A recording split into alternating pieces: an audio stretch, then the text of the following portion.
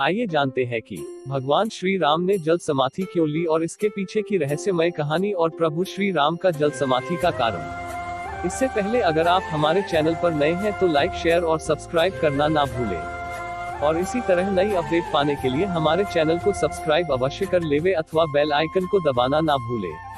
और हाँ, वीडियो को अंत तक जरूर देखें। आखिर क्यों ली जल समाधि, जरा सुनिए। यमराज यह जानते थे भगवान की इच्छा के भगवान न तो स्वयं शरीर का त्याग करेंगे और न शेषनाग के अंशावतार लक्ष्मण जी। ऐसे में यमराज ने एक चाल चली। एक यमराज पर बात करने भगवान राम के पास आ पहुंचे। भगवान राम ने जब यमराज से आने का कारण पूछा तो यमराज ने कहा, आपसे कुछ जरूरी बातें करनी है। भगवान राम यमराज को अपने कक्ष में ले गए। यमराज ने कहा, मैं चाहता हूँ जब तक मेरी और आपकी बात हो उस बीच कोई इस कक्ष में नहीं आए। यमराज ने अपनी बात को आगे बढ़ाते हुए, अगर कोई बीच में आ जाता है तो आप उसे मृत्युदंड देंगे। भगवान राम ने यमराज की बात मान ली और यह सोचकर लक्ष्मण उनके सबसे आज्ञाकारी हैं, उन्होंने लक्ष्मण जी को पहरे पर बैठा। यमराज और राम जी की बात जब चल रही थी उसी समय दुर्वासा अयोध्या पहुंच गए और राम जी से तुरंत की इच्छा जताई। लक्ष्मण जी ने कहा, भगवान राम अभी यमराज के साथ चर्चा कर रहे हैं। भगवान की आज्ञा है जब तक उनकी बात समाप्त नहीं हो जाए कोई उनके कक्ष में नहीं आए। आपसे अनुरोध है आप कुछ समय प्रतीक्षा करें। दुर्वासा लक्ष्मण जी की बातों से हो गए और कहा, अभी जाकर राम से कहो मैं उनसे चाहता हूँ, अन्यथा मैं पूरी अयोध्या को नष्ट होने का शाप दे दूंगा।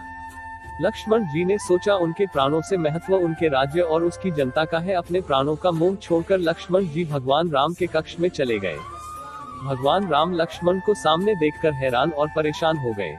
भगवान राम ने लक्ष्मण से पूछा, यह जानते हुए भी इस समय कक्ष में प्रवेश करने वाले को मृत्युदंड जाएगा, तुम मेरे कक्ष में क्यों आए हो?